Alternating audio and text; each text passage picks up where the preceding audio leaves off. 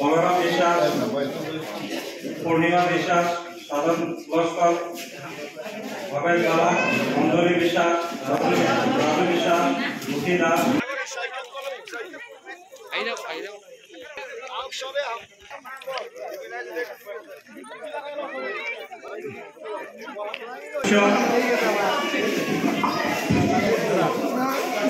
রূপন্দী বিশ্বাস, সুধীর বালা, জয়ন্তী বিশ্বাস।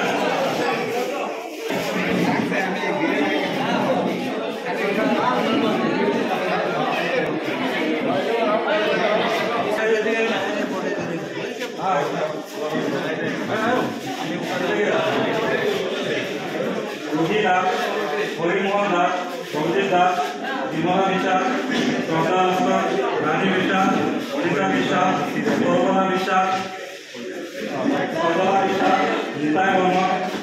আমদালগুড়ি লোকসভা সমষ্টির আমাদের যে এনডিএ দ্বিতীয় জোটের প্রার্থী উনি হলো দিলীপ শইকিয়া। গতবারে মহোদয় সমষ্টির উনি এমপি ছিল, উনি আবার এবার টিকিট পেয়েছে। ওনার নাম দিলীপ শইকিয়া আর উনি ইউপিপিএল, বিজেপি, এজেপি সমর্থিত প্রার্থী। এখন যেহেতু আমরা নতুন করে ওই মঙ্গলদের সাথে আমরা এক হইলাম, আমরা উদলগুড়ির সাথে এক হইলাম, আমাদের জন্য একটা অ্যাডভান্টেজ না। তো আজকে সবাই বিজেপিতে আসেন, তার জন্য বহুত বহুত ধন্যবাদ।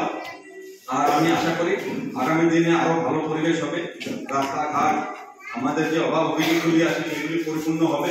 আর মহিলা আত্মসহায়ক গোট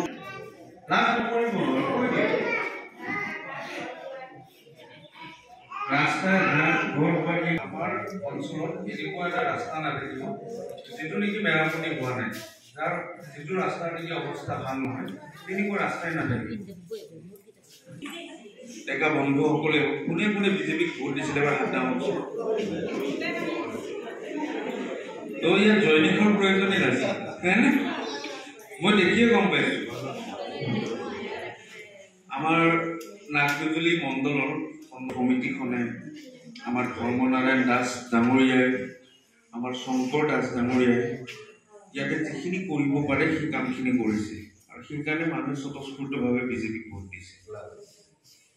নাই চেহেৰা দেখায় বুলি কয়, আৰু আজিকালি দিনত আপোনালোকে জানে ছ'চিয়েল মিডিয়া বা মোবাইলে চেহেৰা দেখায় ক'ত কি হৈ আছে। মোবাইলটো ফেচবুকটো খোলাৰ লগে লগে আউট অফ 190% আপুনি বিজেপিৰে প্ৰমোশ্যনেল ভিডিঅ'বোৰ দেখিব বা বিজেপিৰ ঢেউটো আপোনালোকে দেখা পাইছে।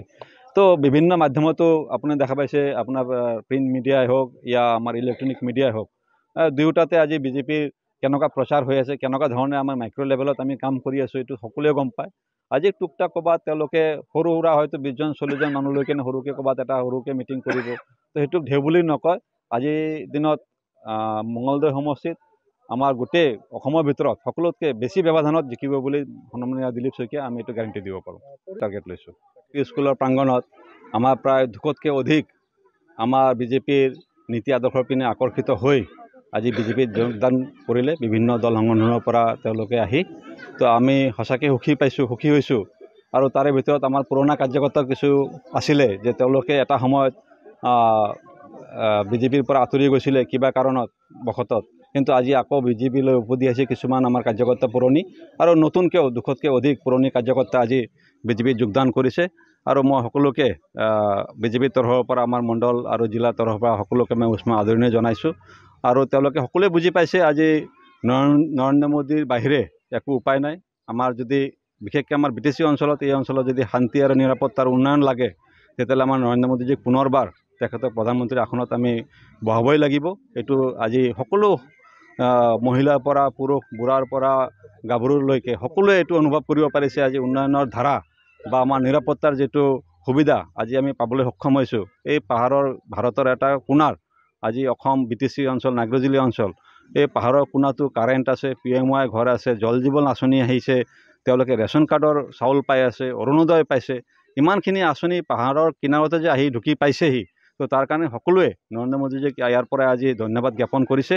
আৰু আমাৰ ডক্টৰ হিমন্ত বিশ্ব শৰ্মা ডাঙৰীয়া, অসমৰ মুখ্যমন্ত্ৰী ডাঙৰীয়াই যিখিনি আশ্বাসন দিছিলে আমাৰ এই অঞ্চলৰ বিভিন্ন ইনফ্ৰাষ্ট্ৰাকচাৰৰ বিষয়ে, বিশেষকৈ 2টা দলং আমাৰ বাল্টি নদীৰ ওপৰত আৰু মটঙা নদীৰ ওপৰত, সেই দলং এতিয়া হ'বলৈ গৈ আছে। হয়তো আৰু 2-3 মাহৰ ভিতৰত উদ্বোধনী হ'ব। তীব্ৰ গতিত কাম চলি আছে। তেখেতে যিখিনি কৰা প্ৰমিছ বা আমি মানুহক কৈছিলোঁ এইখিনি কৰি দিম বুলি সেনেকুৱা পৰ্যায়ক্ৰমে সকলো স্তৰৰ কামখিনি আগবাঢ়ি গৈ আছে। বিভিন্ন বিভাগৰ বিভিন্ন কামখিনি আজি বহুত তীব্ৰ গতিত আগবাঢ়িছে। আজি বিজেপিত এটা শান্তিৰ পৰিৱেশ আছে। নিকাভাৱে আজি ল'ৰা ছোৱালীসকলে এইটো অঞ্চলৰো চাকৰি পাবলৈ সক্ষম হৈছে। দুখীয়া দৰিদ্ৰ ল'ৰা ছোৱালী বিভিন্ন ACS পৰীক্ষাত আজি উত্তীৰ্ণ হ'বলৈ সক্ষম হৈছে। আজি বিভিন্ন 3rd গ্ৰেড 4th গ্ৰেডৰ চাকৰি পাবলৈ সক্ষম হৈছে। আৰক্ষী বাহিনীত পাবলৈ সক্ষম হৈছে। তো এই পৰিৱৰ্তনটো সকলোৱে দেখা পাই আছে, বুজি পাই আছে। তাৰ কাৰণে আজি সকলোৱে বিজেপিত জইন কৰিছে আৰু সকলোকে মই বিজেপিৰ তৰফৰ পৰা উষ্ম আদৰণি।